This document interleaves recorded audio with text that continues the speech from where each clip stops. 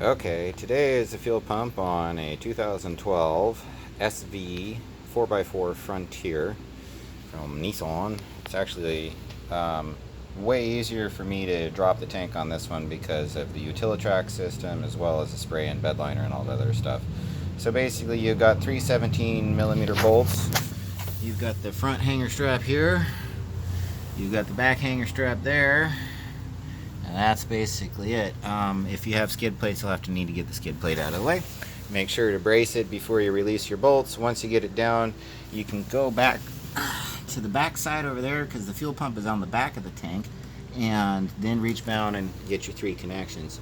Of course, the big guy is always a pain in the butt cheeks. The little one, you got to take that little piece of grommet off and transfer it over to the new pump. Other than that, she's all ready to go. Oh, these little guys are for the cover. I don't know if yours will have this cool little cover, but this actually goes on like that. And those little grommets just clip in and out off of the ring.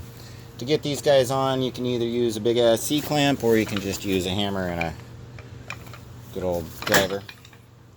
Other than that, really basic. The only thing is to make sure to disconnect here and disconnect back there as well. Drain all your stuff out, clean your tank if you need to. This one was sparkling clean and just bad fuel pump, but this is how you go about it. And the old one, as you can see, still looks good. Tank was clean on the inside, so that was nice. Other than that, oh yeah, hopefully this does not happen where you have just filled up your tank and then you have to empty out all of the gas. No, those aren't approved containers. Screw off. They'll work good enough for the moment. Anyways, good luck with your project. Oh, and I'm not responsible for anything you do that harms, kills, or otherwise fucks your ass or your car up.